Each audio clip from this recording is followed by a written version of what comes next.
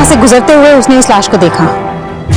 लगता है इसके सिर पे पत्थर से वार किया गया। सर फेस पे इतना खून है जिससे इसकी पहचान नहीं हो पा रही, और इसके पास ऐसा कोई सामान भी नहीं है जिससे इसकी पहचान हो सके। बॉडी को पोस्टमार्टम के लिए भेजो, पूछताछ जारी रखो, शायद कोई लीड मिले। सर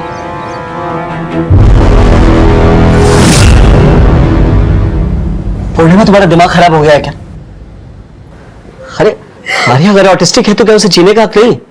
देखो टेडी बेयर, हम लोग इसके साथ खेलेंगे।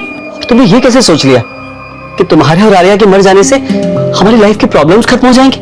गिरीश, मैंने तुम्हें कभी कोई खुशी नहीं दी। हमारी आर्या ऑटिस्टिक पैदा हुई और अब एंड फॉर गॉड सेक, अब दोबारा ऐसा करने की सोचना भी मत।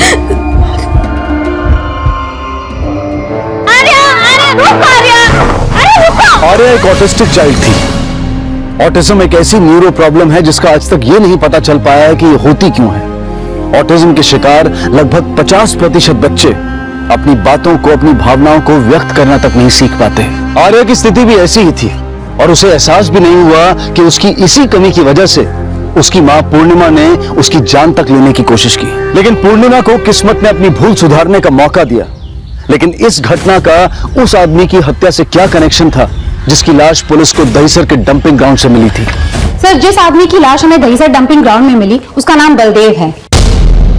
थाने और पालघर डिस्ट्रिक्ट में किडनैपिंग और गुंडागर्दी के कई केसेस में वो वांटेड है।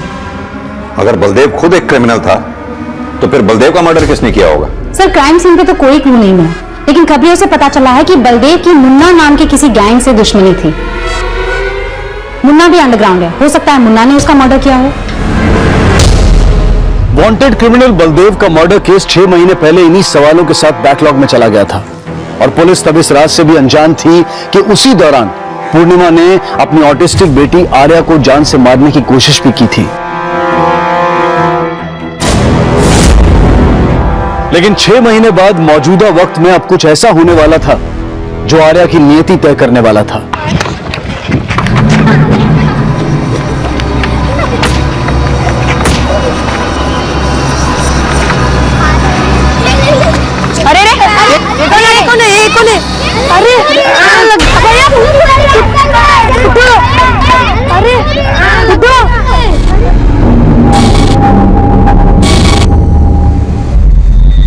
आपकी बेटी की वजह से मेरा बेटा मरते मरते बचा है। पूरे 7 टाके आए इसके सर में। देखिए आर्या ने जो भी किया है उसके लिए मैं शर्मिंदा हूँ।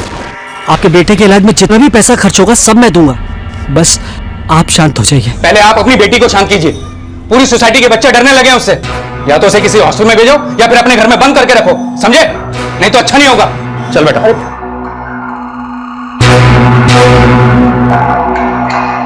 आर्या, आर्या रुको, आर्या, आर्या रुको, आर्या, आर्या।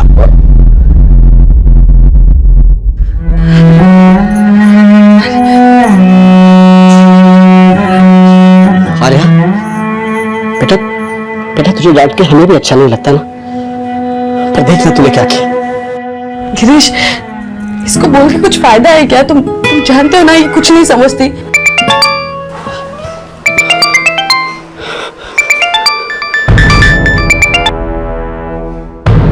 किसका फोन है? वैसे ऑफिस से था।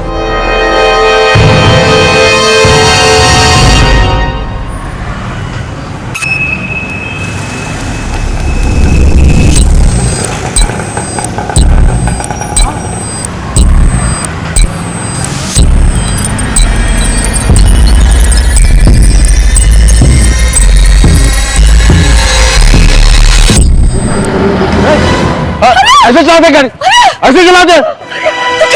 तुम ठीक हो?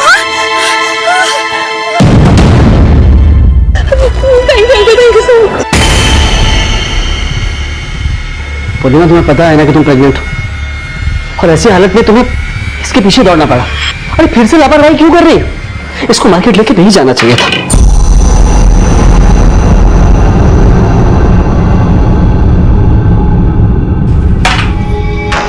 तुम जानते हो ना कि अगर आर्या को बाहर घुमाने ना ले जाओ तो वो घर में तोड़फोड़ शुरू कर देती है।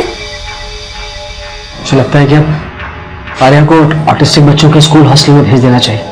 पैसे का इंतजाम हो गया है, मुझे 4 लाख का इंसेंटिव भी मिला है, so we will manage. Girish, Arya हमारे बगैर कैसे रह पाएगी?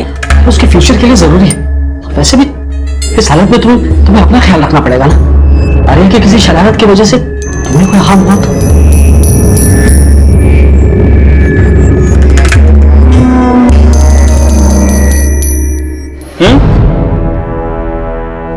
तेरी मैडम फिर से पेट से है? बेचारी, उस पगली के चक्कर में फिर से बच्चा गिरेगा उसका। अरे नहीं नहीं, मेरा साहब है ना, इस पर उसने अलग ही प्लानिंग करके रखी है। मेरे साहब को ना 4 लाख रुपए मिले हैं इनाम में ऑफिस से। उस पैसे से वो अपनी बेटी को हॉस्टल भेजने की सोच रहा है।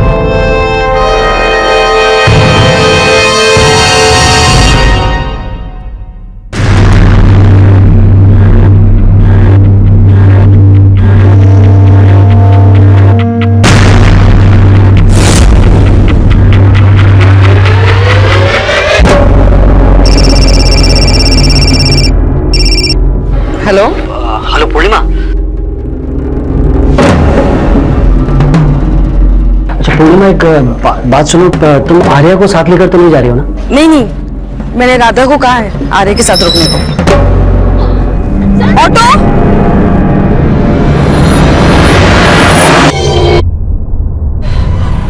ऐसे चलाते गाड़ी, ऐसे चलाते।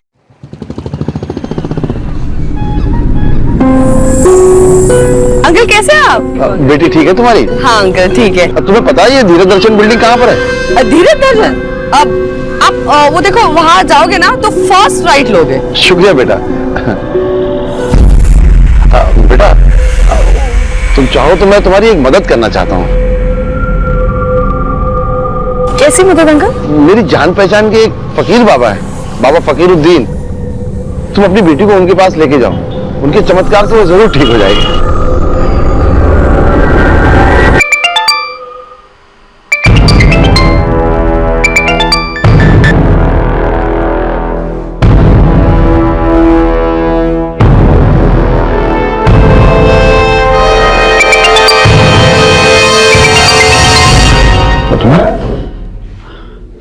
हेलो गिरीश, गिरीश आर्या। पूर्णिमा, क्या हुआ आर्या को? जब मैं क्लिनिक से वापस आई तो दरवाजा खुला था, सारा सामान फैला हुआ है और आर्या भी कहीं नहीं थी। कैश और ज्वेलरी सब गायब है। राधा का फोन भी नहीं लग रहा। व्हाट? गिरीश तुम जल्दी आ जाओ, मुझे आर्या की बहुत फिक्र हो रही है। पता नहीं वो कहाँ के साल में होगी मेरी बच्ची।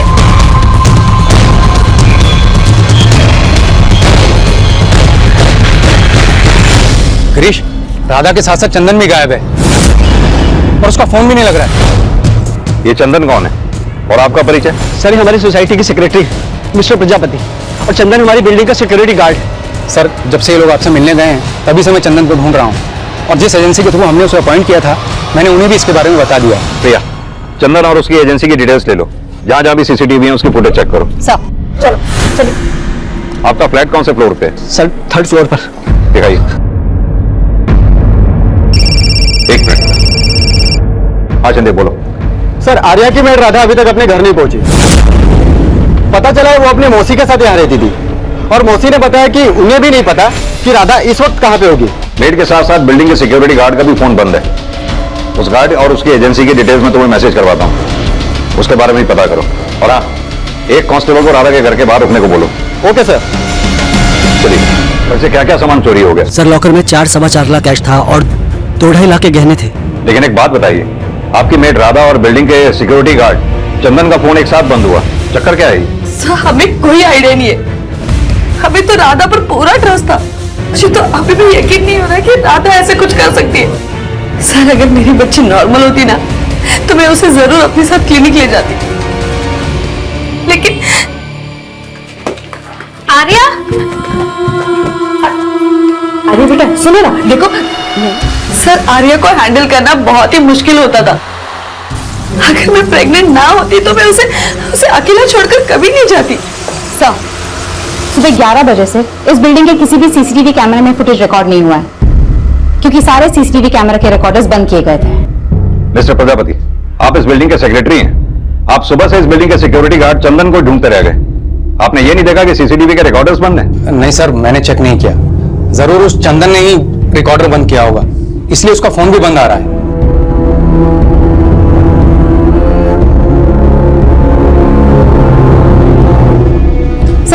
फुटेज अवेलेबल है, करीब 11 बजे से पहले आर्या की मां को बिल्डिंग से बाहर जाते हुए देखा गया और रिकॉर्डर बंद होने के ठीक 2 मिनट पहले ये गार्ड अंदर गया। शायद इसी गार्ड ने ये रिकॉर्डर पर्पसली बंद किया है। लेकिन प्रिया, समझना यह भी होगा कि इस गार्ड ने और मेड राधा ने मिलकर सिर्फ चोरी की है या मामला कुछ और ही है। और आर्या को गायब करने के पीछे इनका क्या मकसद होगा? बोलो शिंदे। सर, आर्या के बिल्डिंग का सिक्योरिटी गार्ड चंदन यूपी का रहने वाला है। उसका नेटिव एड्रेस बनारस के बेनीपुर गांव का है और आजकल वो मुंबई में मीरा रोड में किसी उस्मान चौल में रहता है। ठीक है।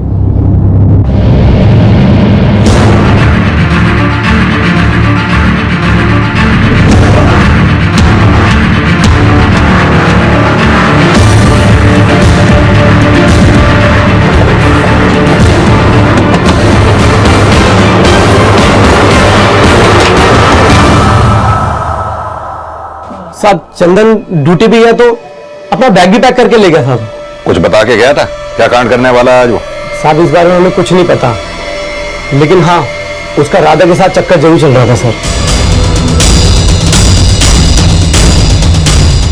राधा और चंदन दोनों चोरी करके फरार हैं। राधा जिनके घर में काम करती थी, उनकी बेटी भी गायब है। तुम दोनों को वाकई नहीं पता कि वो कहाँ हैं या कुछ छुपा रहे हो हमसे? साहब, इस बारे में सच्ची हमें कुछ भी नहीं पता।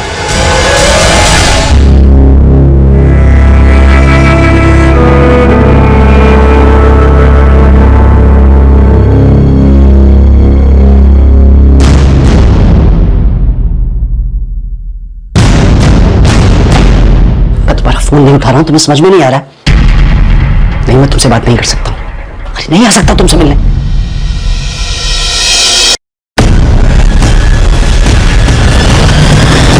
किससे बात कर रहे थे? एक दोस्त का कॉल था। अच्छा गिरीश, इस एल्बम में से आर्या का एक फोटो गायब है। तुम्हें पता है कि कहाँ है? आर्या गायब हो गई है पूर्णिमा, और तुम आर्या के फोटो को लेकर परेशान। तुम्हें आर्या की कोई परवाह वरवा है भी या बस? गिरीश, तुम भूल रहे हो कि आर्या के साथ साथ मैं भी मरना चाहती थी। हाँ, और राधा ने तुम्हें ये सब करने से रोका था। तो अब अचानक से ऐसा क्या हो गया कि राधा एकदम से बदल गई? ये तुम मुझसे क्यों पूछ रहे हो? क्योंकि जिस दिन आर्या गायब हुई, तुम आर्या और राधा के साथ किसी बाबा के पास जाने की बात कर रही थी। गिरीश, एक बार मिलने में क्या हर्ज है? मैं आर्या को दिखाने के साथ साथ उनसे ये भी पूछ लूंगी कि हमारा आने वाला बच्चा भी आर्या के जैसे होगा या नहीं। पूर्णिमा, इस अंधविश्वास के चक्कर में मत पड़ो। तुम डॉक्टर के पास जा रही हो ना, बस वहीं जाओ। गिरीश, तुम्हें ऐसा क्यों लग रहा है कि तुम्हारे मना करने के बावजूद मैं उस बाबा से मिलने गई थी? क्योंकि अगर तुम वहां नहीं गई तो राधा आर्या को लेकर गायब क्यों हुई? गायब तो घर से जेवर और कैश भी है और वो सिक्योरिटी गार्ड भी। गिरीश, गिरीश, तुम ऐसा सोच नहीं कैसे सकते हो? मैं अपने बच्चे को, तुम क्या बोल रहे हो? जो औरत आर्या को मारने की कोशिश कर सकती है, अपने कोख में पड़ रहे बच्चे को गिराने की कोशिश कर सकती है, वो तो कुछ भी।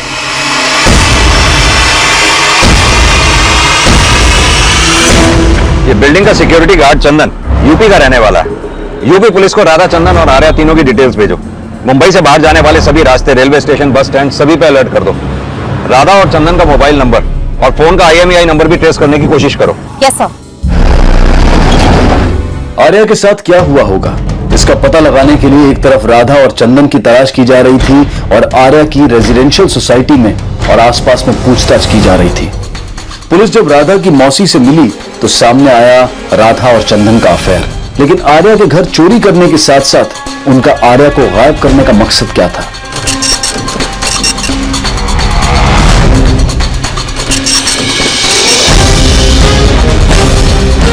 सर, राधा और चंदन की कॉल रिकॉर्ड से साफ है कि उन दोनों का अफेयर था। राधा और चंदन अगर आर्या के घर से चोरी करके भागे तो जाहिर सी बात है वो आर्या को अपने साथ फिरौती के लिए तो लेके गए नहीं होंगे। अब सवाल ये उठता है कि वो ऐसी लड़की को अपने साथ लेके कैसे गए होंगे जिस पर काबू पाना इतना आसान नहीं था।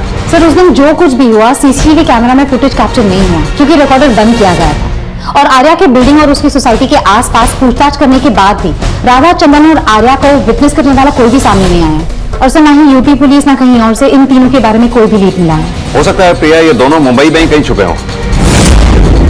लॉजेस और गेस्ट हाउसेज में पूछताछ करो, हो सकता है कुछ पता चले। सर, जो औरत आर्या को मारने की कोशिश कर सकती है, अपने कोख में पड़ रहे बच्चे को गिराने की कोशिश कर सकती है, वो तो कुछ भी, वो तो कुछ भी।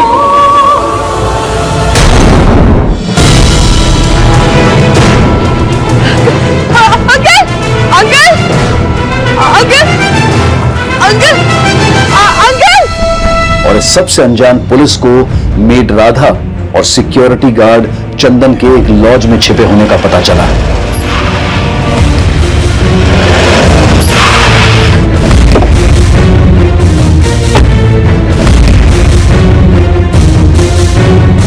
एक्सक्यूज मी, ये तीनों इसी लॉज में ठहरे हैं? लेकिन सर ये बच्ची यहाँ पर नहीं है। ये दोनों कितने नंबर रूम में ठहरे हैं? 202।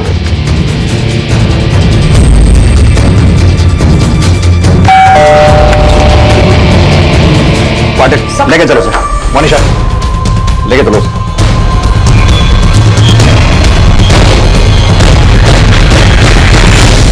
कि हमने चोरी की, लेकिन आर्या का है ये हमें नहीं पता साहब। पता नहीं है आर्या को किसी को बेच दिया तुम लोगों ने? बोलो। नहीं साहब, हमारा प्लान सिर्फ चोरी का था। जब मेरे को पता चला कि मेरे साहब के पास खूब पैसा आया है, तो चंदन ने मेरे को बोला तेरे साहब को 4 लाख मिला, लेकिन कभी उन्होंने 40 रुपए भी बढ़ा के दिए? अरे मेरा क्या है, मेरे को जो मिलता है ना वो भी मेरी मौसी हड़प लेती है। देख, तू अपनी मौसी से परेशान, मैं इधर ये सिक्योरिटी गार्ड की नौकरी से परेशान। एक काम करते हैं, हम दोनों मिलके ना तुम्हारे सबका घर साफ करके भाग जाते हैं। लाइफ सेट हो जाएगी हम दोनों की। उस दिन जब मैडम आर्या को मेरे पास छोड़ के गई, तब मैंने चंदन को फोन किया। हाँ चंदन, जल्दी से आ जाओ, मैडम घर पे नहीं है।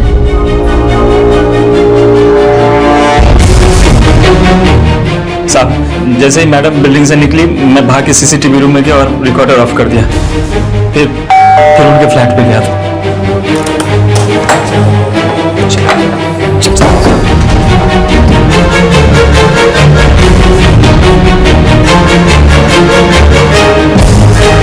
पैसे लेके वहां से भाग गए। आर्या के साथ क्या हुआ ये हम लोगों को नहीं पता। हम लोग उसको घर पे ही छोड़ के गए थे। ये भी तो हो सकता है कि चोरी के दौरान तुम्हारे हाथों आर्या का मर्डर हो गया हो, बाद में उसकी लाश ठिकाने लगा दी हो तुम लोगों ने। हमारे यहाँ तो मर्डर नहीं हुआ है उसका। प्रिया, ये ऐसे नहीं बोलेंगे, खातिरदारी करो इनकी। बहुत जल्दी बोल। मैडम विश्वास करो हमारा, हमने आर्या को नहीं मारा। तो फिर क्या किया आर्या के साथ? साहब, आर्या से तो सिर्फ खुद के माँ बाप परेशान थे, नफरत करते थे उससे। आर्या के कारण मैडम पे एक बार बच्चा गिर गया था। बच्चा गिर गया था, लेकिन तुम्हारी मैडम तो प्रेग्नेंट है। साहब वो दोबारा हुई है। 8 महीने पहले भी आर्या के कारण मैडम का बच्चा गिर गया था। तेरे हुक्म की वजह से हमें जिंदगी में कोई भी सुख नसीब नहीं हुआ। पता नहीं कौन सी घड़ी थी कि जब तुम्हें बोला था ना अपना ध्यान रखो, लेकिन कम तो तुम भी नहीं। तू बोल रही है 6 महीने पहले पूर्णिमा ने आर्या के साथ आत्महत्या करने की कोशिश की थी, लेकिन गायब तो सिर्फ आर्या ही है। मेरे को लगा कि मैडम आत्महत्या करना चाहती थी, लेकिन हो सकता है कि मेरे को गलत लगा और मैडम से आर्या को धक्का देना चाहती हो। सब मैं मानती हूँ कि 6 महीने पहले मैंने आर्या के साथ आत्महत्या करने की कोशिश की थी, लेकिन राधा तो ये भी बोल रही थी कि तुमने उस वक्त आर्या को ही मारने की कोशिश की थी। नहीं सर, मैं खुद आर्या के साथ आत्महत्या करना चाहती थी। तो अब उसे मार दिया? सर आप ऐसे कैसे बोल रहे हैं? मैं अपनी बच्ची को क्यों मारूंगी सर? लेकिन 6 महीने पहले तो अपनी बेटी आर्या को मारने की कोशिश की ही थी ना आपने। अब साथ में खुद मर रही थी या उसे मार रही थी, इस बात का कोई सबूत तो नहीं है ना? आप उस राधा के कहने पर हम पर शक कर रहे हैं? अरे झूठ बोल रहे हैं वो दोनों। आप उनसे सख्ती से पूछिए कि उन्होंने आर्या के साथ क्या किया है। उनकी छोड़ो, पहले अपनी बताओ। तुम अपनी बीवी को बचा रहे हो या उसके साथ शामिल हो इस प्लानिंग में? कोई प्लानिंग नहीं की थी सर। 6 महीने पहले मैंने जो गलती की थी उसका सबक मुझे तभी मिल गया था। सर मैं और गिरीश आर्या से बहुत प्यार करते हैं। अब प्लीज हम पर ऐसे आरोप मत लगाइए। चलो माना कि तुमने आर्या के साथ कुछ भी नहीं किया, लेकिन राधा और चंदन के अलावा और कौन हो सकता है जो आर्या को हानि पहुंचा सकता है? पहले आप अपनी बेटी को शांत कीजिए। पूरी सोसाइटी के बच्चे डरने लगे हैं उससे। या तो उसे किसी हॉस्टल में भेजो या फिर अपने घर में बंद करके रखो, समझे? नहीं तो अच्छा नहीं होगा। तो तुम ये कहना चाहते हो कि तुम्हारी बेटी आर्या ने तुम्हारे सोसाइटी के सेक्रेटरी के बेटे का सर फोड़ा, इसलिए उसने उसको गायब कर दिया? लेकिन पहले वो हमेशा आकर कर देखा करता था, लेकिन आर्या के गायब होने के बाद जिस तरह से वो सिंपैथी दिखा रहा है ना, मुझे शक हो रहा है उस पर। सर गिरीश का दिमाग खराब हो गया है। माना कि उसकी बेटी की वजह से मेरे बेटे को बहुत चोट पहुंची है, लेकिन मैं ऐसा गया गुजरा आदमी नहीं हूं कि उस मासूम के साथ ऐसा कुछ करूंगा। लेकिन जिस दिन ये कांड हुआ उस दिन आप बिल्डिंग में ही थे। आपकी बिल्डिंग का सिक्योरिटी गार्ड सीसीटीवी के रिकॉर्डर बंद करके चला जाता है और क्या आपके कानों पर जू तक नहीं रेंगती? सर, आप बेकार में मुझ पर शक कर रहे हैं। गिरीश मेरा नाम लेकर जबरदस्ती मुझसे अपनी चिढ़ निकालना चाहता है। राधा के उस बयान की पुष्टि पूर्णिमा द्वारा कर दी गई थी जिसमें पूर्णिमा ने माना था कि उसने 6 महीने पहले आर्या के साथ आत्महत्या करने की कोशिश की थी।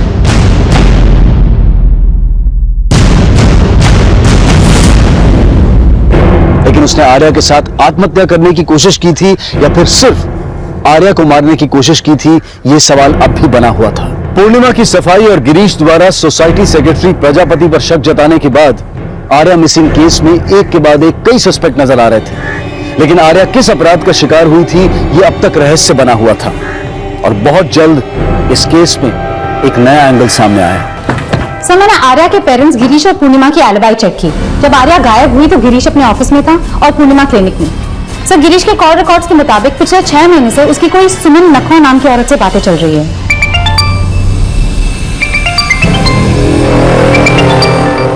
कौन है ये सुमन नकवा? सर, सुमन का ना तो गिरीश के ऑफिस से कोई कनेक्शन है और ना ही वो उसके रिलेशन में आती है। सर, उसका नंबर खार डांडा एड्रेस पर रजिस्टर्ड है। सर, एक और बात पता चली है, 10 साल पहले तक गिरीश के फादर के नाम खार डांडा में एक चौल हुआ करती थी। इस सुमन नकवा के बारे में पहले अच्छी तरह से जानकारी हासिल करो, फिर इस गिरीश से मिलते हैं। Yes sir. नानू, अब देखना 6 ही आएगा। अरे यार, कोई बात नहीं बेटा, तेरी चाल कैंसिल। चल, तुझे एक मौका और, चल। जिंदगी हमेशा दूसरा मौका नहीं देती पापा, और यही सीख आपको शुभम को भी सिखानी चाहिए। तू जा अंदर, मुझे तुम्हारी नानी से कुछ बात करनी है। मैं जानता हूं तो क्या कहना चाहती है, लेकिन बेटा एक बात मत भूल, जिंदगी में तुझे और शुभम को जो मौका दिया है, मुझे वो एहसान उतारना ही पड़ेगा।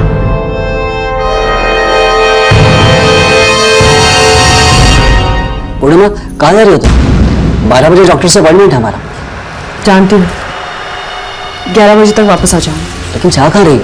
वापस आकर बताती हूँ।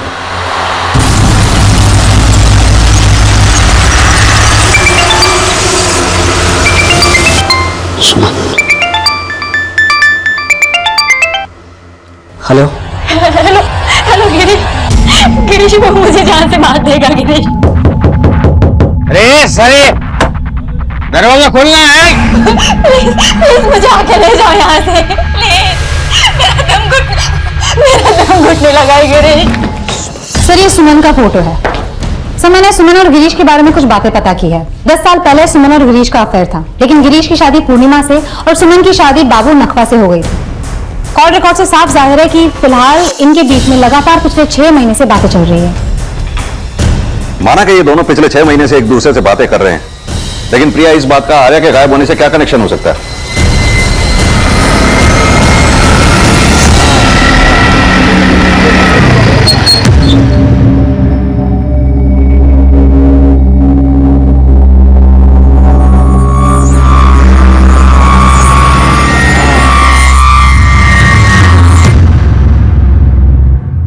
ऐसा करते हैं, गिरीश की वाइफ पूर्णिमा से मिलते हैं, उससे सुमन और गिरीश के बारे में बात करते हैं, देखते हैं वो क्या कहती है।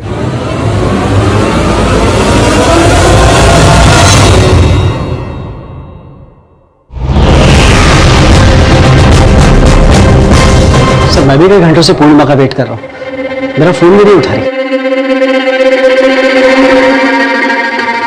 सर, पूर्णिमा मेरा फोन भी नहीं उठा रही है।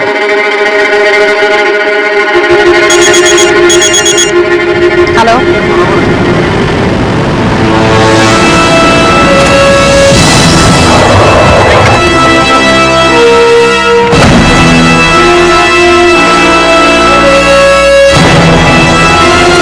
किसी ने भी पूर्णिमा के साथ किसी को नहीं देखा। लेकिन प्रिया, एक बात समझ में नहीं आई, पूर्णिमा अपने घर से इतनी दूर सुनसान जगह पर आई क्यों होगी?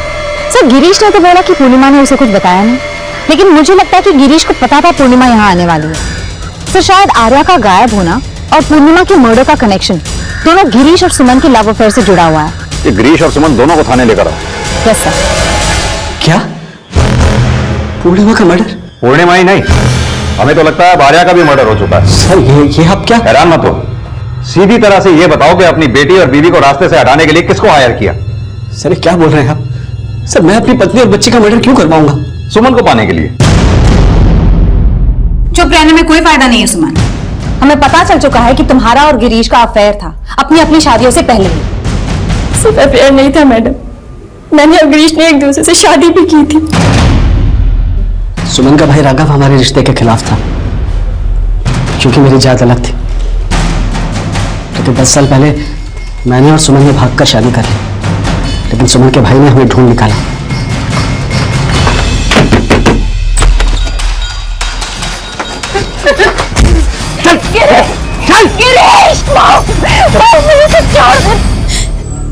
उसके बाद मेरे भाई ने मेरी शादी जबरदस्ती हमारे पड़ोसी बाबू से करवा दी। उसके बाद मैं और मेरे पेरेंट्स बहुत ज्यादा डर गए थे। सुमन के भाई की वजह से मैं खारदांडा भी छोड़ना पड़ा। फिर उसके कुछ समय बाद मेरे फादर ने मेरी शादी पूर्णिमा से करवा दी।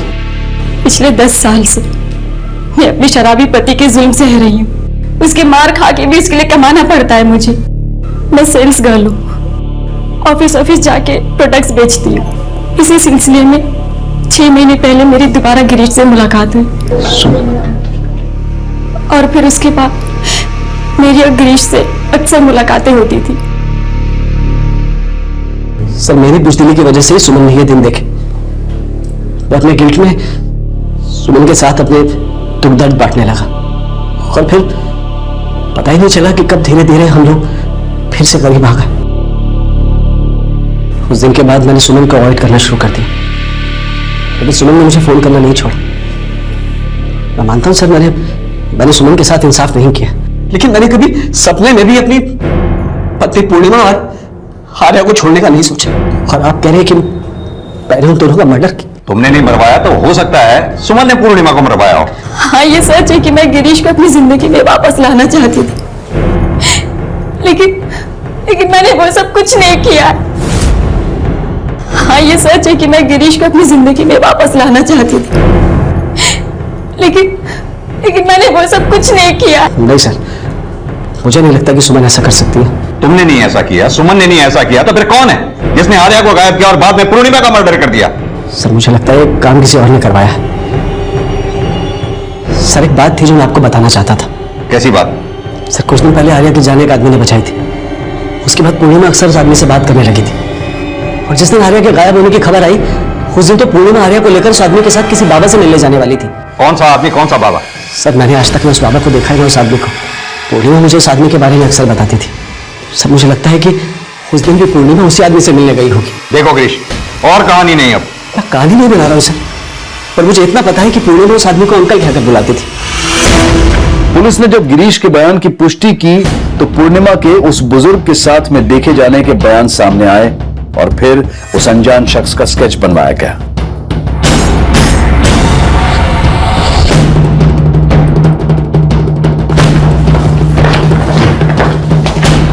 सर मुझे ऐसा लग रहा है मैंने इसे पहले कहीं देखा है।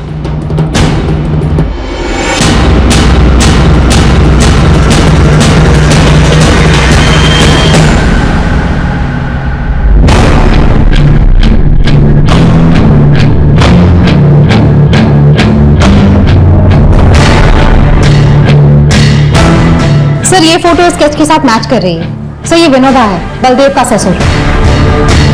वही बलदेव जिसकी लाश हमें 6 महीने पहले दहीसर डंपिंग ग्राउंड में मिली थी। सर बलदेव मर्डर इन्वेस्टिगेशन के दौरान हमने इनसे पूछताछ की थी। बलदेव एक वांटेड क्रिमिनल था जिसके मर्डर का केस 6 महीने से बैकलॉग में था। पूर्णिमा से मिलने का क्या राज था? बलदेव के मर्डर का कनेक्शन बहुत जल्द आर्या और पूर्णिमा के केस से भी जुड़ने वाला था।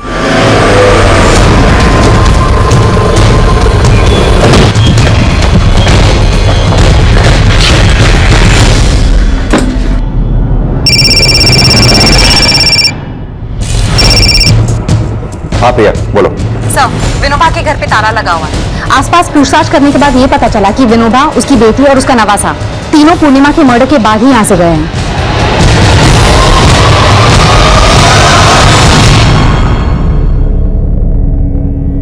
ये आर्या के गायब होने और पूर्णिमा के मर्डर से इस विनोबा का कोई ना कोई कनेक्शन जरूर हो सकता है, तभी उसका फोन बंद आ रहा है। फौरन इस विनोबा के कॉल रिकॉर्ड्स निकलवाओ।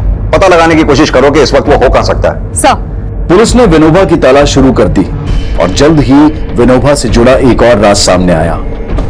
सर, विनोबा की कॉल रिकॉर्ड स्टडी किए तो ये सामने आया कि विनोबा और सुमन के भाई राघव के बीच में रेगुलरली बातें होती थी। सर, एक और बात पता चली है, राघव और विनोबा बहुत साल पहले एक ही फैक्ट्री में काम करते थे। सुमन के भाई राघव और विनोबा का कनेक्शन सामने आने के बाद पुलिस ने राघव को पूछताछ के लिए तलब किया। देखो मैडम, मैं मानता हूं कि मैं विनोबा को फोन करता था, लेकिन मैंने कुछ नहीं किया है। ज्यादा शाना मत बन, विनोबा पकड़ा जा चुका है।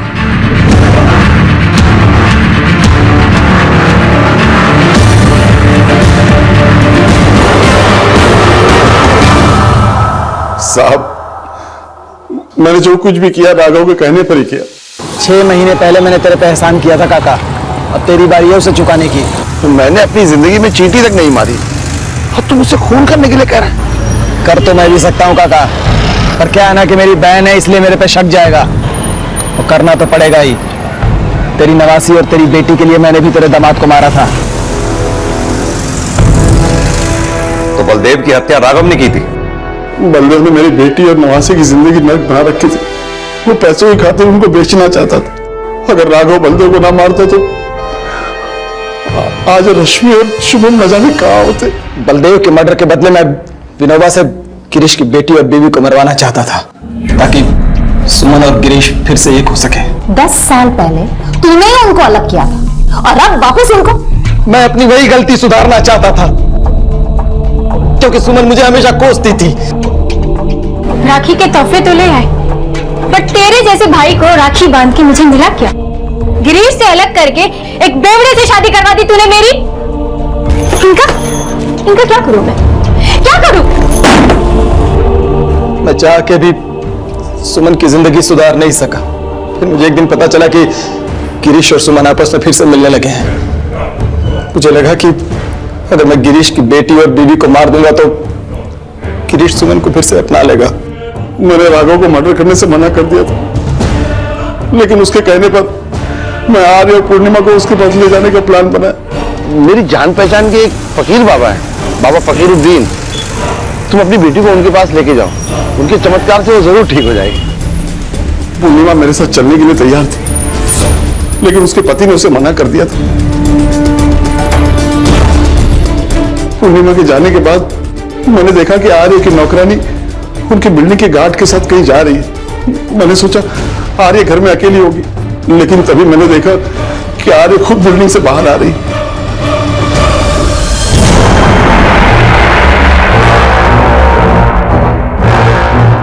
मैं आर्य को राघव के पास ले गया और राघव उसकी मां को भी मारना चाहता था, लेकिन मैंने उसे मना कर दिया था कि इस बार मैं कुछ भी नहीं करूंगा। लेकिन पूर्णिमा मुझसे दोबारा मिलना चाहते थे। तब मुझे लगा कि उससे मुझ पर शक हो गया, लेकिन कुछ दिन के बाद वो मुझे फिर मिली, लेकिन उसने शक नहीं जताया। उसने बोला कि वो उस बाबा से मिलना चाहती है, जिसके बारे में मैंने उससे झूठ बोला था। मुझे लगा कि मैं उसे और धोखा ना दूं, लेकिन फिर अपने जमीर को मार के मैंने पूर्णिमा से कहा कि मैं उसे उस बाबा से मिला दूंगा। फिर उसे एक जगह मिलने के लिए बुलाया।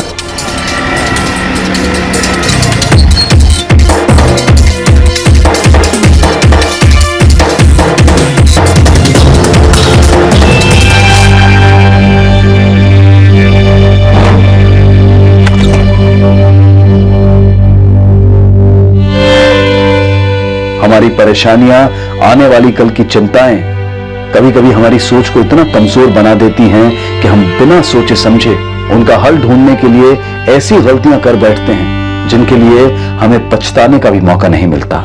राघव की सोच इतनी विकृत थी कि उसने अपराध करके अपनी उस भूल को सुधारने का सोचा जिसमें वो अपनी बहन के लिए पश्चाताप तो नहीं कर पाया, लेकिन पूर्णिमा और आर्या की जिंदगी छीनकर कई और जिंदगियां भी तबाह कर दी। देखते हैं हमारे आज के एपिसोड की दूसरी कहानी।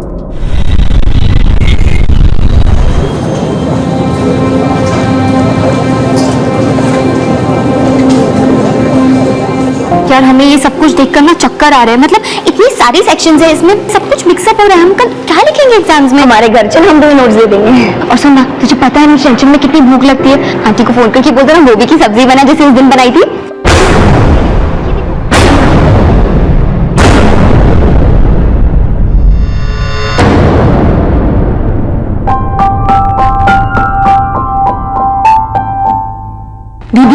खाने में क्या बनाया है आज? आलू गोभी की सब्जी, दाल, चावल। कितना कड़वा है ये, आपने इसे घिसा भी नहीं है। जाकर कुल्ला करके आओ। आती हूँ अभी। कल भी तुमने कड़वा पीसी उठा लिया था। माँ, मौसी का जन्म ही लोगों की कड़वाहट पीने के लिए हुआ है, तो ये खीरे की कड़वाहट तो मामूली सी बात है। बिल्कुल ठीक कह रही हो तुम, क्योंकि जब तक इस दुनिया में लोगों का खून चूसने वाले लोग रहेंगे, तुम्हारी ज्वाला मौसी भी यहीं रहेगी। तुम काम तो बहुत अच्छे करती हो, लेकिन इंसान को अपनी अच्छाइयों पर घमंड नहीं करना चाहिए। अच्छा, पर हम एक शैतानी कर रहे हैं, हमें ना बहुत भूख लगी, एप्पल खा रहे हैं ना, प्लीज। तुम ना सिर्फ एप्पल ही खाओ, और माँ, आप ना आपके हाथों का खाना खिलाना बंद कर दीजिए इसे। पता है, इसने आपको कॉलेज में इतना फेमस कर दिया है कि सब हमसे पूछते रहते हैं कि खाने पे कब बुला रही हो। हाँ, तो इसमें प्रॉब्लम क्या है? जिसे चाहे जब चाहे बुला लो।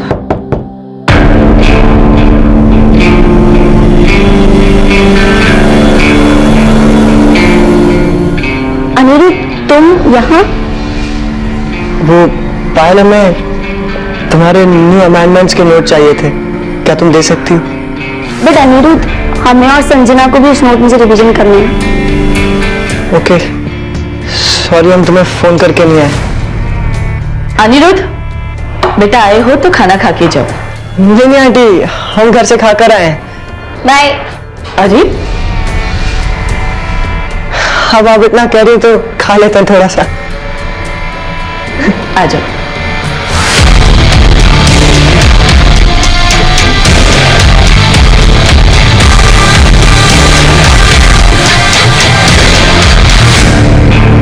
हमारा खाना हो गया, बहुत बढ़िया था, थैंक यू। एक मिनट अनिरुद्ध,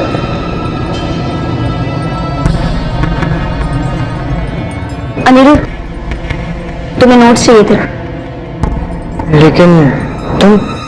हमारे पास दूसरी कॉपी है, और हमें पता है तुम यहाँ नोट्स लेने नहीं आए थे। देखो, जो तुम सोच रहे हो वो नहीं हो सकता,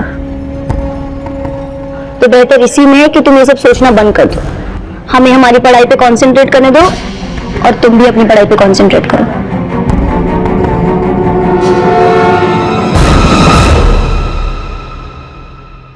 all the best for exams. Same to you. माँ, हमें कॉलेज के लिए लेट हो रहा है, हम जा रहे हैं। अरे रुको, दही चीनी खाकर जाओ, एग्जाम अच्छा होगा। ऑल द बेस्ट, अच्छे से एग्जाम लिखना, अच्छे मार्क्स लाना, और अपने पापा की तरह बड़ी लॉयर बनना। तो बस अभी आपका सपना पूरा ही होने वाला है। अच्छा चलो, मैं लेट हो रहा है, बाय बाय। 16 अगस्त 2016 की सुबह वृंदा शर्मा की बेटी पायल एग्जाम देने के लिए अपने घर से कॉलेज गई थी, लेकिन फिर कुछ ऐसा हुआ जिसकी एक मां ने कभी कल्पना भी नहीं की होगी।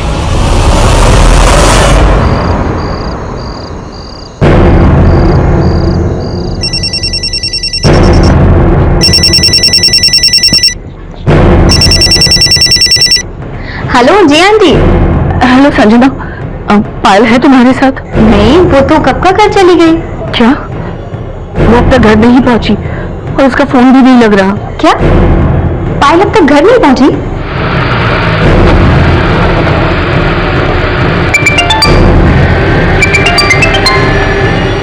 हाँ दीदी बोलो। ज्वाला, पायल अभी तक घर नहीं लौटी कॉलेज से, और उसका फोन भी नहीं लग रहा। तुमसे कोई बात हुई थी क्या? नहीं तो आप एक काम करो ना, संजना को फोन करो, उसको पता होगा।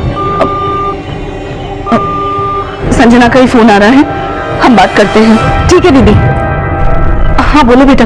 आंटी, हमने पायल की सारी फ्रेंड्स को कॉल करके पूछ लिया, पर वो कहीं पर भी नहीं है। तो फिर कहाँ गई होगी? हमें नहीं पता, हमने तो खुद उसे हॉस्टल के बाहर ही ड्रॉप किया था। तुमसे कुछ कहा था क्या उसने? कहाँ जाएगी या कुछ भी? नहीं आंटी, उसने कुछ भी नहीं बताया, और हमें तो यही लगा था कि वो सीधे घर गई होगी।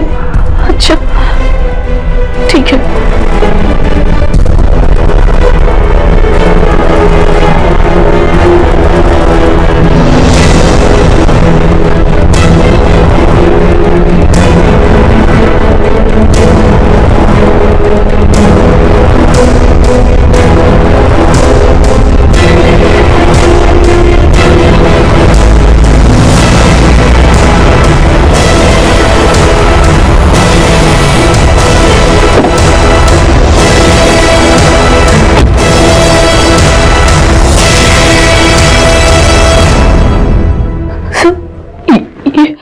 पायल की फोटो।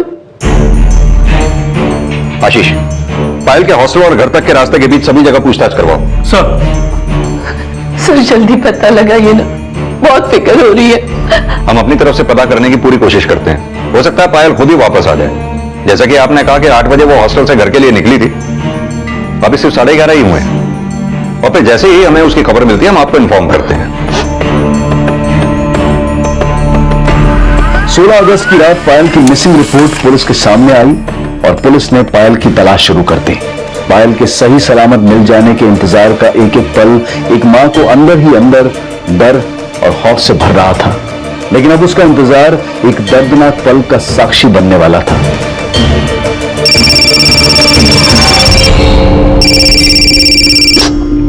हेलो सजना, पायल का कुछ पता चला? जी पायल,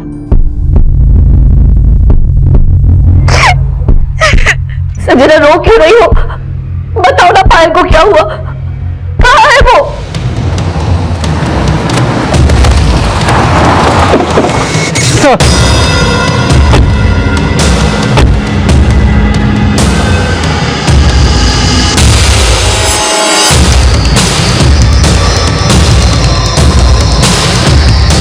हटिए सब लोग साइड में, चलिए दरवाजा खोलो। सर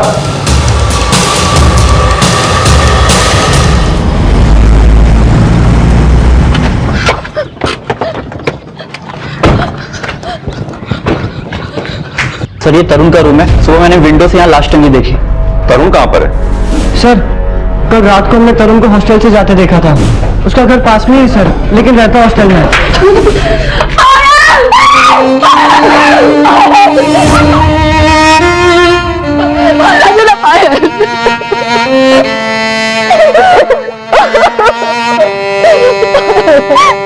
आशीष, तुम तरुण के घर जाओ, मैं यहां देखता हूं। सर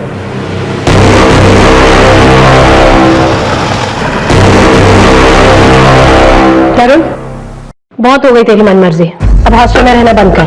अरे भाभी, इसको हॉस्टल में इसलिए रहना था क्योंकि इसे कॉलेज का चुनाव जीतना था। क्यों भतीजे? अब चुनाव जीत लिया ना, अब घर पे रहेगा। अरे ज्यादा ममता मत करो, और एक साल ऐश करने दो, उसके बाद इसे हमारा बिजनेस ही तो संभालना है। मालिक, वो बाहर पुलिस आई है। अरे सर सुनिए तो, सर एक बात सुनिए। सर हमने किया क्या बताइए तो। बोला ना तुम्हारे कमरे से पायल की लाश मिली है। सर लेकिन हम तो कल रात को अपने घर पे हैं। इसीलिए तो घर पे है, क्योंकि वहां एक कांड करा है। चलो ना। नहीं सर, कोई गलत काम नहीं आपने। सर हमारा बेटा बेकसूर है सर। बाबूजी सर सुनिए ना सर।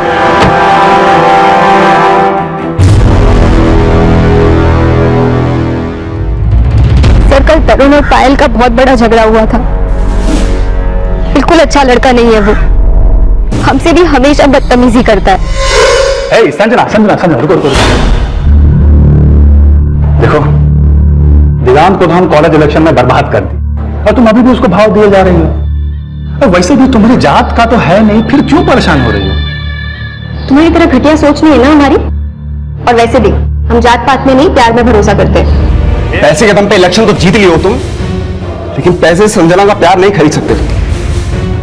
और आज के बाद संजना को छुए ना तो बता दे रहे गुरु, हाथ तोड़ देंगे तुम्हारा। बस इलेक्शन जीतो, इसका मतलब ये नहीं कि तुम्हारी गुंडागर्दी चलेगी। देखो मैडम, इसको गुंडागर्दी समझो या हमारी शराफत, लेकिन इस कॉलेज में चलेगी तो सिर्फ हमारी। और वैसे भी तुम कौन होती हो हमको रोकने वाली? हाँ? कौन होती हो तुम रोकने वाली? सर हमें लगता है तरुण ने इसी बात का बदला लिया है पायल से। ठीक है, तुम जा सकती हो। सर हम तो कल शाम को 7 बजे हॉस्टल से घर चले गए थे, हमने कुछ नहीं किया पायल के साथ। कुछ नहीं किया था, फिर कल रात हॉस्टल से घर क्यों गया था? और आज कॉलेज क्यों नहीं आया? सर आज कॉलेज नहीं आया क्योंकि मेरी तबीयत खराब थी, इसलिए नहीं आ पाया। तबीयत खराब थी या पायल से बदला लिया? हमें सब पता चल चुका है। कल तेरा पायल से झगड़ा हुआ था। सर मानता हूं कि थोड़ा बहुत उतने में हो गया था, लेकिन इसका ये मतलब थोड़ी कि हम पायल की जान ले लेंगे। तो फिर पायल की लाश तेरे कमरे से कैसे मिली? तू उसे जबरदस्ती लेके गया होगा ना? बोल, क्या क्या कांड किया उसके साथ? सर हम सच कह रहे हैं, हमने कोई कांड नहीं किया है। और हम तो खुद हैरान है कि पायल बहुत हॉस्टल में आई कैसे। तू ऐसे सच नहीं उगलेगा, लगता हमें अपने तरीके से उगलवाना पड़ेगा। सर अरे यकीन मानिए हमने कुछ नहीं किया सर। आशीष, इसे तब तक पूछो जब तक ये सच ना बोले। सर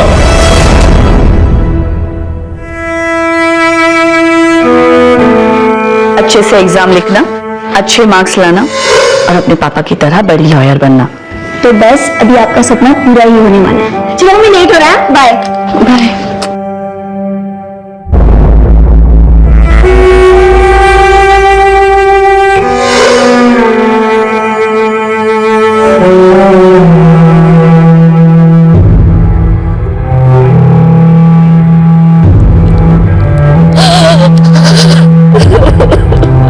आंटी, आंटी आप प्लीज संभालिए अपने आप को।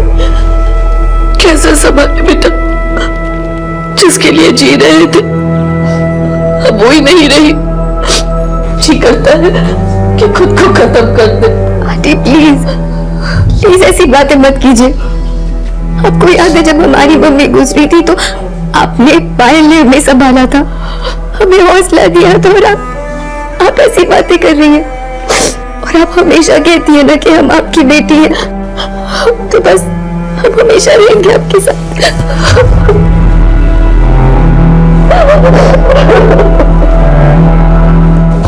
सर, गर्ल्स और बॉयज हॉस्टल दोनों के गेट के सीसीटीवी फुटेजेस को चेक किया। सर ये देखिए गर्ल्स हॉस्टल के गेट की सीसीटीवी फुटेज। पायल 8 बजे गर्ल्स हॉस्टल से बाहर जाते हुए नजर आ रही है। तो सब ये बॉयज हॉस्टल के गेट की सीसीटीवी फुटेज।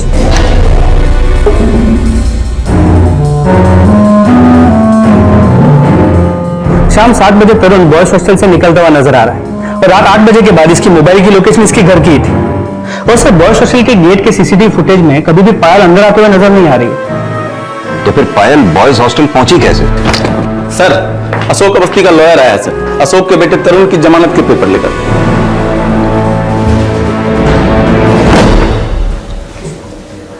आंटी, आपने सुबह से कुछ भी नहीं खाया है, चलिए कुछ खा लीजिए। दीदी, ये जो तरुण है ना, अशोक अवस्थी का बेटा है। मासी, आप जानती हैं तरुण के फादर को? हाँ, बहुत ही पावरफुल आदमी है। दीदी, ये तो कैसे भी करके अपने बेटे को छुड़ा ही लेगा।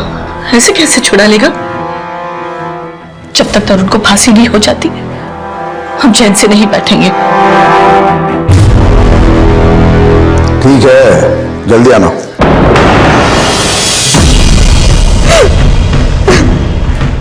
अब ये रोना धोना बंद करो, जमानत करवा दिए तुम्हारे लाल की। नरेंद्र लेके आ रहा उसको। भतीजे यूनियन लीडर तो तुम बन गए, लेकिन अकल कहां मर गई थी तुम्हारी? अरे जब तुमसे कांड हो गया था तो कम से कम भैया को तो बता देते, ये अंदर जाने की नौबत नहीं आती। अरे चाचा जी, अब सेम बात रिपीट कर करके ना अब मेरा माइंड मत खराब करिए। एक तो वैसे ही परेशान है। अरे हमने कुछ नहीं किया है। अरे जब तुमने कुछ नहीं किया तो उसे कौन टांग गया तुम्हारे खंडे में?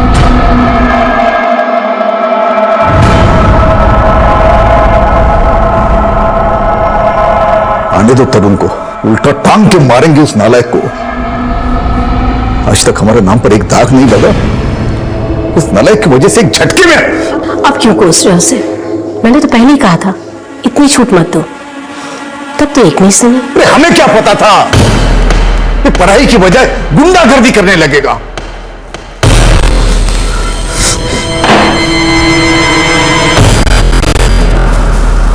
तरुण के पिता का कद और हैसियत पायल की मां से बहुत बड़ा था, लेकिन इंसाफ सबके लिए बराबर होता है।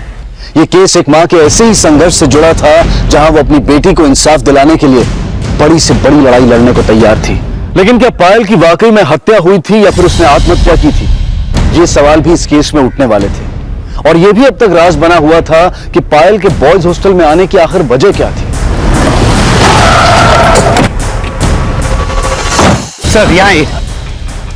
सर ये एरिया हॉस्टल के सीसीटीवी के रेंज के बाहर है और यहाँ हॉस्टल के बाउंड्री में ये गैप है।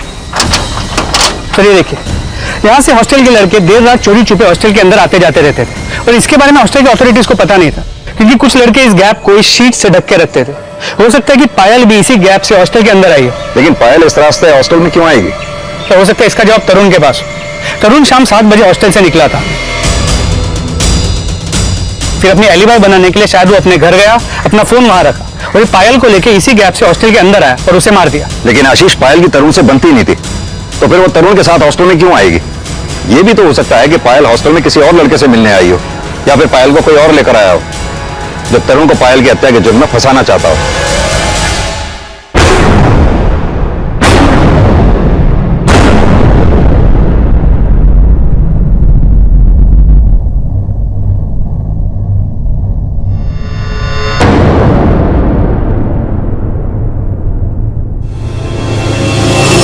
अब ऐसे कहा देख रहे हो बे? ये जेल से भागे नहीं है, समझे? पुलिस को छोड़िए हमको। आज हमने कुछ किया नहीं तो क्या करेगी पुलिस? ओ नेताजी, हमसे तो कॉलेज इलेक्शन हार गए, अब हमको फंसाने के लिए आप जाल बिछा रहे हो। उल्टा चोर कोतवाल को डांटे। तुम अपने आप को बचाने के लिए दूसरों को फालतू में बीच में घसीट रहे हो। और तुम ही नहीं, तुम्हारा एक चमचा अनिरुद्ध, ये भी मिला हुआ है तुम्हारे साथ। हमारे बारे में कुछ मत बोल। और रही बात उस तरुण की, जो पायल को मारा वो हमारा दोस्त हो ही नहीं सकता। अनिरुद्ध देख, तू दोस्त है मेरा यार, तू इसकी बात सुन रहा है? ये भड़का रहा है तुझे, समझा? हमको पता है पायल के साथ तुम्हारा क्या रिश्ता था।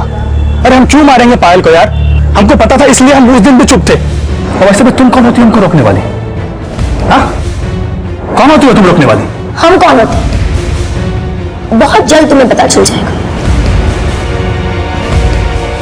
झांसी की रानी हो तुम। अगर हमारे अनिरुद्ध के दिल की रानी नहीं होती ना, तो अब तक हम तुमको बहुत बढ़िया जवाब देते हैं। जवाब तो हम देंगे तुम्हें, और तुम्हें नहीं, तुम्हारे बाप को भी एक्सपोज करो। लड़की, बाप पे मत जा। इसकी मुंह लगने की जरूरत नहीं है। चलो यहाँ से, चलो चलो।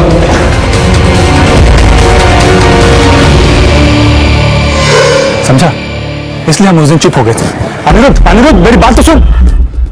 संजना देखो, हमको पता है कि पायल तुम्हारी बहुत अच्छी दोस्त थी, और तुमको तो पता है ना कि हम दोनों। तुम इस दिगांत का भरोसा कर रही हो?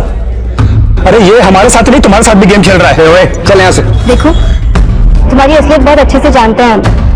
बेल मिल गई इसका मतलब ये नहीं विश्वास कर लेंगे। चलो संजना, संजना हमारी बात तो सुनो।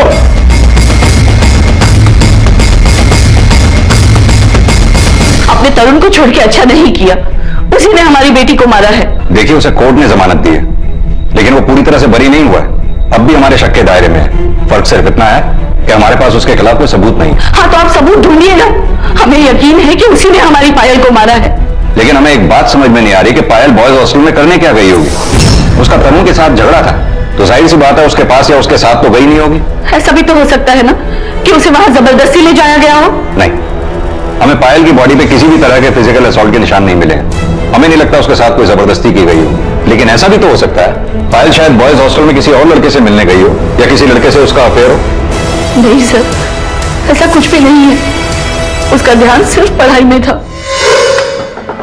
24 घंटे बस अपनी किताबों में घुसी रहती हो। कभी अपने दोस्तों के साथ भी घूम फिर आया करो। जब तक हम अपना लक्ष्य पूरा नहीं कर लेते, हमें एक भी मिनट वेस्ट नहीं करना है। उसके तो दोस्त भी गिने चुने थे। किसी के साथ अफेयर होना तो दूर की बात है, और अगर ऐसा कुछ होता तो वो हमें जरूर बताती। हो सकता है पायल आपसे कुछ छुपा रही हो। नहीं सर, आज तक हमारी बेटी ने हमसे कुछ नहीं छुपाया। लेकिन वो आपको बिना बताए चोरी छुपे बॉयज हॉस्टल में तो गई ही थी। पुलिस पायल के अफेयर के एंगल से लेकर यह पता लगाने में जुट गई कि क्या उस रात पायल अपनी मर्जी से बॉयज हॉस्टल में आई थी या फिर वो किसी षड्यंत्र का शिकार हुई थी। वहीं पायल की मां वृंदा भी इस सवाल का जवाब ढूंढने की कोशिश कर रही थी। नहीं आंटी, पायल का किसी के साथ कोई अफेयर नहीं था, और अगर ऐसा कुछ होता तो वो हमसे आपसे कभी नहीं छुपाती। हाँ, अनिरुद्ध पायल को लाइक करता था, और उसने कई बार उसे प्रपोज करने की कोशिश भी की। अनिरुद्ध? जी आंटी, आपको याद है वो घर भी आया था एग्जाम के एक दिन पहले।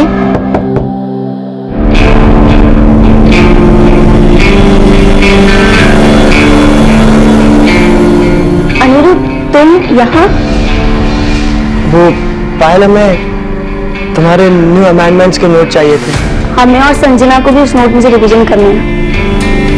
ओके, सॉरी हम तुम्हें फोन करके नहीं आए। अनिरुद्ध, बेटा आए हो तो खाना खा के जाओ। मुझे नहीं आंटी, हम घर से खाकर आए। लेकिन संजना, अनिरुद्ध तो बहुत सीधा लड़का है ना, क्या वो पायल के साथ ऐसा कर सकता है? पता नहीं आंटी, बिलीव तो हमें भी नहीं होता, पर अनिरुद्ध ना तरुण का पक्का दोस्त है। और दिगान को लगता है कि जरूर अनिरुद्ध ने कुछ किया होगा। आंटी, हमने पायल के साथ कुछ नहीं किया है। अगर तुम कुछ भी छुपा रहे हो तो अभी भी वक्त है, प्लीज सच्चाई बता दो। आंटी, हम कुछ नहीं छुपा रहे, और माना पायल हमसे प्यार नहीं करती थी, लेकिन हम तो उससे प्यार करते थे ना। आंटी, हम सपने में भी पायल को हार्म नहीं कर सकते। तो फिर कौन हो सकता है?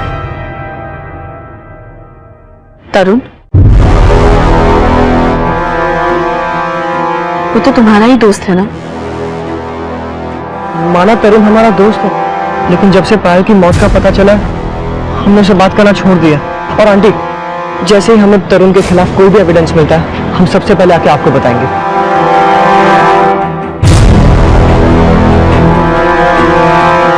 आंटी जी, आंटी,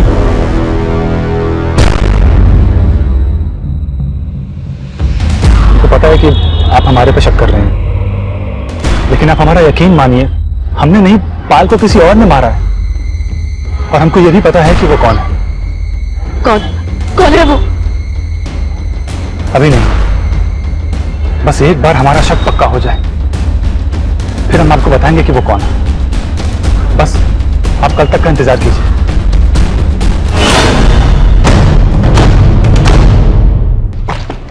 सर, पायल की पोस्टमार्टम रिपोर्ट के मुताबिक उसकी मौत फांसी लगने से ही हुई है।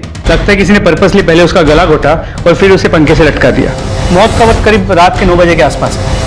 और सर, फोरेंसिक डिपार्टमेंट को तरुण के कमरे में तरुण के अलावा और किसी के भी फिंगरप्रिंट्स नहीं मिले। लगता है किसी ने बड़ी चालाकी से पायल का गला दबाकर उसकी हत्या की और फिर हत्या को आत्महत्या की शक्ल देने की कोशिश की है। ये तरुण के अलावा हॉस्टल में कोई और लड़का है जो पायल के हॉस्टल में जाने का लीड दे सके?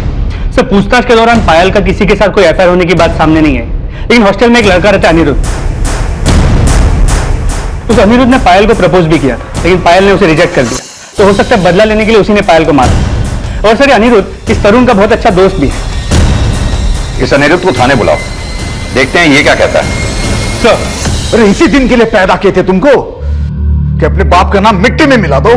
देखिए बाबूजी, आपका नाम कितना भी बड़ा तरुण, बहुत हुआ, पानी सर से ऊपर जा रहा है। बात, हमारी बात तो सुनने को कोई तैयार है ही नहीं इस घर में।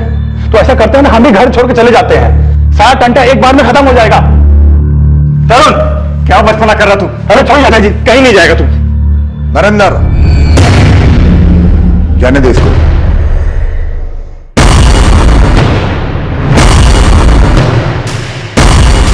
तरुण,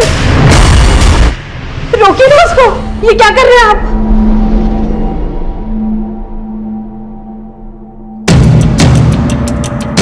हमें तो यकीन ही नहीं हो रहा कि तरुण यहाँ आने वाला था। क्या वो सच बोल रहा था दीदी? यकीन तो हमें भी नहीं हो रहा, पर उसने खुद हमसे कहा था कि वो हमसे यहीं मिलेगा। दीदी, अब तो इतना टाइम हो गया, तरुण अब तक नहीं आया। एक बार दोबारा फोन कीजिए ना उसे।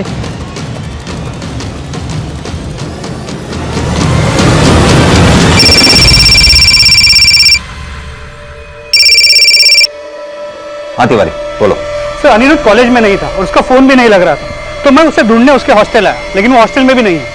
मैंने उसका कमरा चेक किया तो मुझे पायल के कुछ फोटोज और पायल को लिखे गए कुछ लव लेटर्स मिले। भाई, पायल के मर्डर में इस अनिरुद्ध का ही तो हाथ नहीं, इसलिए हो सकता है जानबूझकर ये गायब हो गया हो। अनिरुद्ध के नेटिव एड्रेस पे इसके पेरेंट्स से मिलो, इसके बारे में पता करो अनिरुद्ध का फोन आखिरी बार कब और कहां बंद हुआ था। जी सर। सर, तरुण के फादर आए हैं, बोल रहे हैं तरुण कहीं मिल नहीं रहा है। क्या? सर, तरुण का सुबह से कुछ पता नहीं चल रहा सर, उसका फोन भी बंद है। तरुण गया कहां था सुबह? कॉलेज ही गया था सर, लेकिन सर थोड़ी देर पहले पायल की माँ हमारे घर आई थी। सर, हम खुद हैरान है कि पायल की माँ ने हमें ये क्यों बोला कि तरुण उसके मिलकर बोलने वाला था कि पायल को किसने मारा। तो क्या कहा तरुण ने उसे? ये तो हमें नहीं पता सर, लेकिन पायल की माँ ने ये बोला कि तरुण उसे मिला ही नहीं सर। सर, उसके जाने के बाद हमने तरुण को फोन मिलाया, उसका फोन बंद था। कॉलेज में इंक्वायरी की तो कॉलेज भी नहीं पहुंचा था। सर, हमें कुछ गड़बड़ लग रहा है सर। पायल की माँ हमारे खिलाफ कोई गेम खेल रही है सर। कैसा गेम? सर, उसी ने गायब किया तरुण को, क्योंकि उसको लगता है कि हमारे बेटे ने पायल को मारा है, लेकिन सर ऐसा कुछ नहीं है सर। जब से हमारे बेटे पर पायल के मर्डर का इल्जाम लगा है, बेचारा बुझा बुझा सा रहता है। ये उसके खिलाफ कोई साजिश है सर, इसीलिए उसको गायब कर दिया है। दीदी, हम सच बताएं, हमें तो लगता है कि तरुण झूठ ही बोल रहा था ताकि आपको उस पर शक ना हो। हमें तो तरुण और उसका बाप दोनों ही गड़बड़ लगते हैं। हाँ संजना, बोलो। आंटी तरुण आज कॉलेज भी नहीं आया है। बेटा एक काम करो ना, तुम अनिरुद्ध से पूछ लो, शायद उसे तरुण के बारे में कुछ पता हो। अनिरुद्ध भी यहाँ पर नहीं है और पुलिस उसे यहाँ पर ढूंढने भी आई थी। क्या? ये अनिरुद्ध सुल्तानपुर का रहने वाला है, लेकिन ये वहां भी नहीं पहुंचा। और इसके माँ बाप का कहना है कि वो नहीं जानते अनिरुद्ध कहाँ है। हो सकता है इसके माँ बाप झूठ बोल रहे हो। सुल्तानपुर पुलिस को बोलो इसके माँ बाप पर नजर रखने के लिए। जी सर, लेकिन ये भी मुमकिन है अनिरुद्ध अभी तक इलाहाबाद में ही है, क्योंकि उसका फोन सुबह 11 बजे बेहला घाट पे स्विच ऑफ हुआ था, तो उसके बाद अब तक स्विच ऑन नहीं हुआ है। सर, मौदाबाद पुलिस को मौदा घाट से एक लाश मिली है जो अनिरुद्ध के फोटो से मैच करती है सर। चलो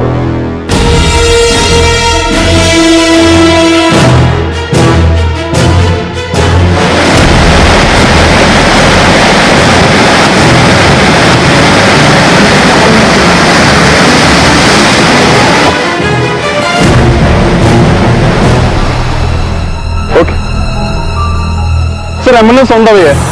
ठीक है, पब्लिक को बॉडी से दूर करो। आशीष, बेला घाट से ये मौदा घाट 10 किलोमीटर दूर है, यानी कि इसकी लाश बेला घाट से बह के यहाँ पहुंची है। देखने से तो लगता है पानी में तैरने के लिए कूदा होगा और तैरते हुए इसकी मौत हुई है, या फिर इसे डुबोकर मारा गया। अनिरुद्ध की लाश मिली और तरुण गायब। कहीं ऐसा तो नहीं कि तरुण ने सोचा होगा अगर इसे मार के गायब कर दे तो सारा शक इस पे चला जाएगा। अगर ऐसा होता तो तरुण खुद क्यों गायब होता? नहीं आशीष, कहानी कुछ और ही है। तरुण के बाद अनिरुद्ध को भी पायल की संदिग्ध हत्या का सस्पेक्ट माना जा रहा था, लेकिन अनिरुद्ध की लाश खुद संदिग्ध अवस्था में पाई गई और एक बार फिर से वही सवाल खड़े हो गए जो पायल की लाश मिलने के बाद खड़े हुए थे। क्या अनिरुद्ध का नदी में डूबकर मरना एक हादसा था या फिर उसे जबरदस्ती डुबोकर मारा गया था? तरुण का गायब होना उसे पायल की ही नहीं बल्कि अनिरुद्ध की संदिग्ध मौत का भी सस्पेक्ट बना रहा था, लेकिन बहुत जल्द पुलिस को एक ऐसा क्लू मिला जिसने इस केस की थ्योरी फिर से बदल दी। सर, सिर्फ बेला घाट के पास के रोड की सीसीटीवी फुटेज है, वहां तरुण और अनिरुद्ध को देखा गया।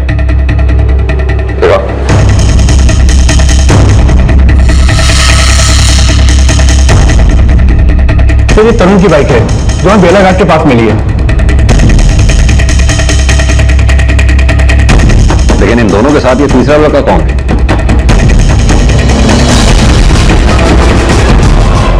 ये तो दिगांत है। दिगांत इन दोनों के साथ उसी कॉलेज में पढ़ता है और दिगांत तरुण से कॉलेज के यूनियन इलेक्शंस में हारा था। लेकिन दिगांत का इन दोनों के साथ होने का चक्कर क्या है? पता करो ये दिगांत है कहां अभी। सर, पुलिस को जल्द ही पता चल गया कि तरुण के साथ दिगांत भी गायब था, लेकिन उन दोनों का अनिरुद्ध के साथ होने का राज इस सवाल से भी जुड़ गया कि तरुण और दिगांत के बीच तो शुरू से ही 36 का आंकड़ा था, तो वो साथ साथ क्यों थे? सिर्फ दिगांत और तरुण में बिल्कुल भी नहीं बनती थी और तरुण जब जमानत पर बाहर आया था तो पायल की हत्या का आरोप उसने दिगांत पर भी लगाया था। हमसे तो कॉलेज इलेक्शन हार गए, अब हमको फंसाने के लिए आप जाल बिछा रहे हो। तो मैं दिगांत का भरोसा कर रही हूँ? अरे ये हमारे साथ नहीं तुम्हारे साथ भी गेम खेल रहा है। तुम्हें कोई अंदाजा है कि दिगांत कहाँ गया होगा? नहीं सर। हाँ पांडे बोलो। सर, दिगांत हॉस्टल में नहीं मिला, पता चला उसका घर बेला घाट के पास है। ठीक है।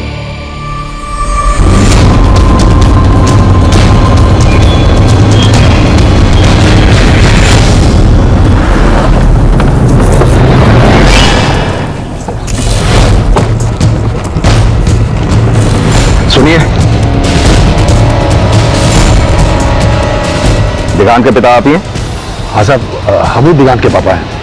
लेकिन आप लोग यहाँ? दिगांत कहाँ है? साहब, वो तो हॉस्टल में रहता है, 10-15 दिन में कभी यहाँ आ जाता है। उसका फोन भी बंद है और वो कॉलेज में भी नहीं है। कहाँ हो सकता है वो? हमें कुछ भी नहीं पता है। वो पायल की माँ भी यहाँ दिगांत के बारे में पूछने आई थी। पायल की माँ दिगांत के बारे में यहाँ पूछने आई थी? हाँ साहब, वो दिगांत के बारे में पूछ रही थी और पूछ रही थी कि क्या दिगांत जानता है कि तरुण और अनिरुद्ध कहाँ है? बहन जी, अगर हमें पता होता हम आपसे क्यों छुपाते? देखिए, हमें पता चला है कि तरुण ने दिगांत पे आरोप लगाया था कि उसी ने हमारी बेटी को मार के तरुण को फंसाने की कोशिश की है। अब सच बताइए, कहाँ है वो? साहब, वो उल्टा हमारे बेटे पे पायल की हत्या का झूठा आरोप लगा रही थी और हमने बोल दिया कि उसने कुछ नहीं किया। अगर आपके बेटे दिगांत ने कुछ नहीं किया तो वो इल्जाम क्यों लगा रही थी? नहीं पता साहब। आप पायल की माँ वृंदा को पहले से जानते हैं? हाँ साहब, उनकी बहन ज्वाला एक एनजीओ चलाती है, वो अक्सर वहां आया जाया करती थी, इसी वजह से हम उनको जानते हैं। साहब, मेरे बेटे दिगांत का पता कीजिए।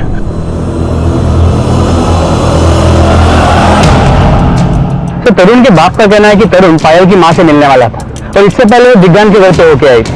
तो ऐसा तो नहीं कि दिग्गान ने पहले पायल को मारा? लेकिन तीनों एक साथ में दिखे तो थे। एक बात समझ में नहीं आ रही, तरुण की दिगांत से बनती नहीं थी तो फिर वो दिगांत के साथ कर क्या रहा था? सर एक एंगल ये भी है कि तरुण वाकई पायल की मां को मिलने वाला था या वो झूठ बोल रही थी। इससे पहले वो अनिरुद्ध को मिली थी और उस पर भी पायल के मर्डर का इल्जाम लगाया था। पायल की मां से मिलते हैं, देखते हैं वो क्या बोलती है। आप जिस नंबर को डायल कर रहे हैं वो इस समय स्विच्ड ऑफ है।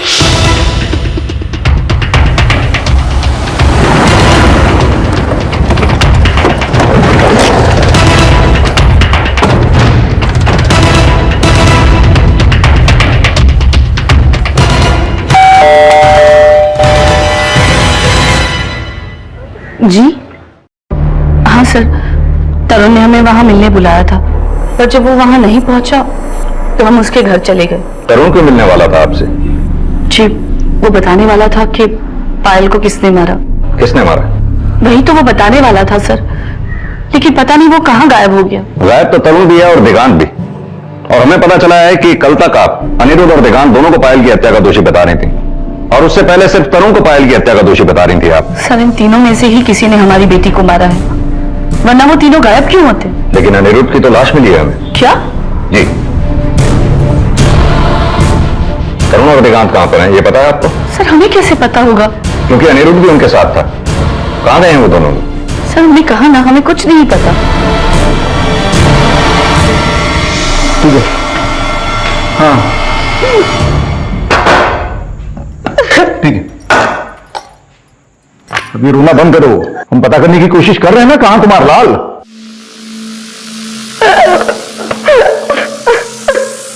ठीक से खाना भी नहीं खाने दोगी तुम।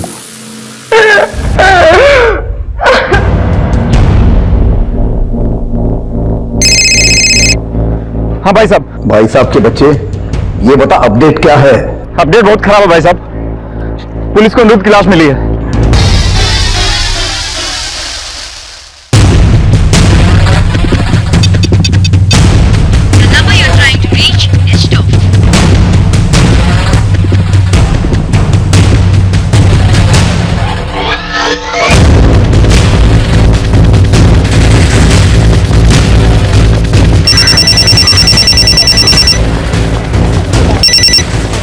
हेलो हेलो संजना, जल्दी से हमको माल को सिग्नल पे मिलो, अर्जेंट है।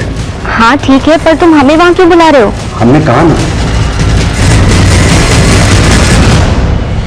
सर दिगांत का फोन अभी भी ऑन हुआ है, उसने इस नंबर पर फोन किया और तुरंत फोन ऑफ कर लिया।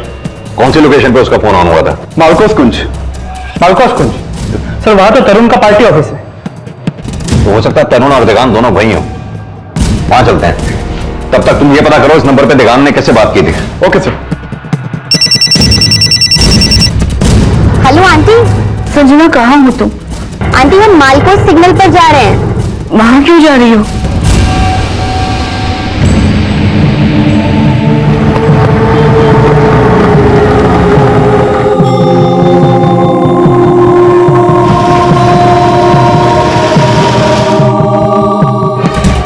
आप जिस नंबर को डायल कर रहे हैं वो इस समय स्विच्ड ऑफ है।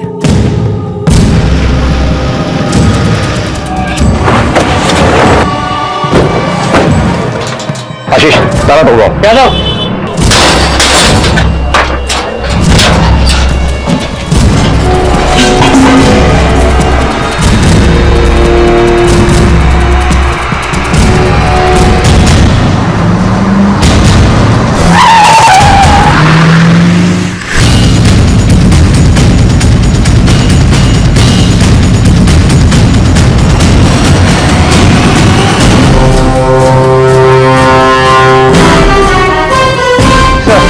दिग्गान की बॉडी के पास सिर्फ उसका फोन मिला है और अंदर कहीं भी कोई मर्डर वेपन नहीं मिला। बॉडी को पोस्टमार्टम के लिए भेजो, आसपास अच्छी तरह से पूछताछ करो, शायद किसी ने किसी को आते जाते देखा हो। जी सर।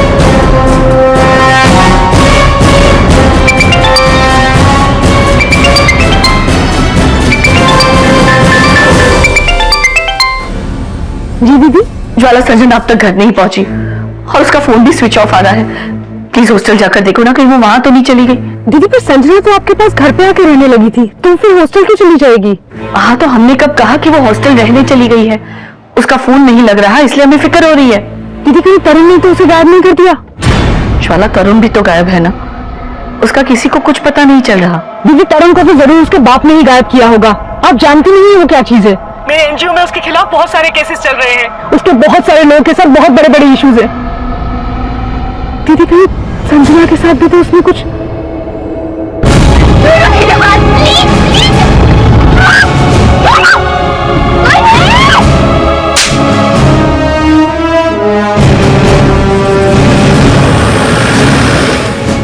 तो पहला घाट पे अनिरुद्ध, दिगांत और तरुण तीनों एक साथ देखे गए। और तीसरा वो तरुण गायब है। आशीष, क्या इन सब मर्डर्स में तरुण का हाथ हो सकता है, या फिर कोई और है जो उसे फंसाना चाहता है? सर पायल की मां के मुताबिक तरुण उसे बताने वाला था कि पायल का मर्डर किसने किया है। सर क्या पायल की मां सच बोल रही होगी? लेकिन पायल की मां झूठ किस मकसद से बोलेगी? बोलो पांडे। सर दिगांत ने जिस नंबर पे फोन किया था वो किसी संजना विशेष के नाम पर रजिस्टर्ड है। सर संजना पायल की फ्रेंड है। और वो गर्ल्स हॉस्टल में रहती थी। पायल के मर्डर के बाद वो पायल की मां के साथ रहती, लेकिन सर उसका नंबर अभी बंद आ रहा है और पायल की मां को भी नहीं पता कि वो कहां पे होगी। ये संजना के कॉल रिकॉर्ड से करवाओ, पता करो उसका फोन किस लोकेशन पे बंद हुआ था। उसके कॉलेज जाकर भी संजना के बारे में अच्छी तरह से पूछताछ करो। Okay sir. Sanjana! Madam Sanjana! कहाँ जा रहे हो? संजना कहाँ है? कौन संजना? पहले बताओ हमारा बेटा कहाँ है? वाह, अपने बेटे को खुद छुपा के रखा है और हमसे पूछ रहे हो? तुमने छुपा के रखा है उसको? बताओ क्या गेम खेल रहे हो? गेम हम नहीं तुम खेल रहे हो। पहले हमारी बेटी को मार डाला, उसके बाद अनिरुद्ध और फिर दिगांत, और अब संजना को गायब कर दिया। बंद करो। आप नहीं कर रहे। तुम्हारे बेटे के साथ साथ तुम भी अंदर जाओगे।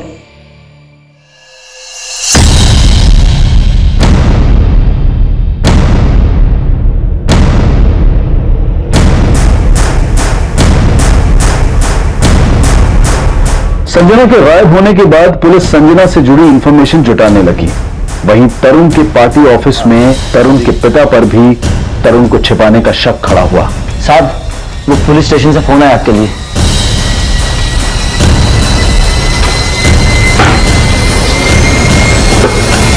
हेलो, अशोक अवस्थी जी बोल रहे हैं? आपको साहब ने थाने बुलाया है। तरुण का कुछ पता चला सर? वही जानने के लिए तो आपको बुलाया है। आप तुरंत थाने आइए। जी आते हैं। भैया गजब हो गया, तरुण के पार्टी ऑफिस में दिगांत की लाश मिली। क्या? हाँ भैया, और ये भी पता चला कि बेला घाट के पास दिगांत और अनिरुद्ध तरुण के साथ देखे गए थे, और ये बात पुलिस को भी पता चल गया है। ये लड़का मरवाएगा हमें। भैया इस सब चक्कर में उस संजना का मतलब संजना पे दिल आ गया था तरुण का। भैया इस चक्कर में उसने पायल से और दिगांत से झगड़ा कर लिया था। पायल से झगड़ा करने के चक्कर में उसने अनिरुद्ध से दुश्मनी मोल ली थी। मतलब वो पुलिस भी ये सोचती होगी कि ये सारा कांड तरुण ने किया है, और हमने तरुण की छोटी मिसिंग कंप्लेंट लिखवाई और हम ही ने तरुण को कहीं छुपा के रखा है। हाँ भैया, और ठीक यही बात पायल की माँ पुलिस वालों को बोल रही होगी। वो बुढ़िया तो यहां पे आके हमारे दिमाग का फलूदा बना के गई है। तो एक काम कर, जा तरुण को देख, हम पुलिस को संभालते हैं। ठीक है भैया।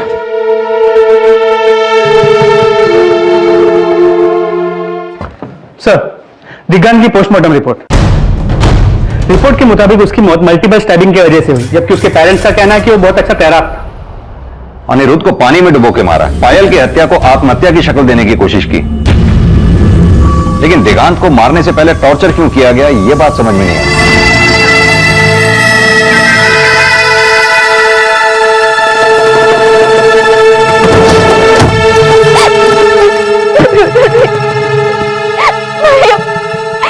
भैया प्लीज प्लीज।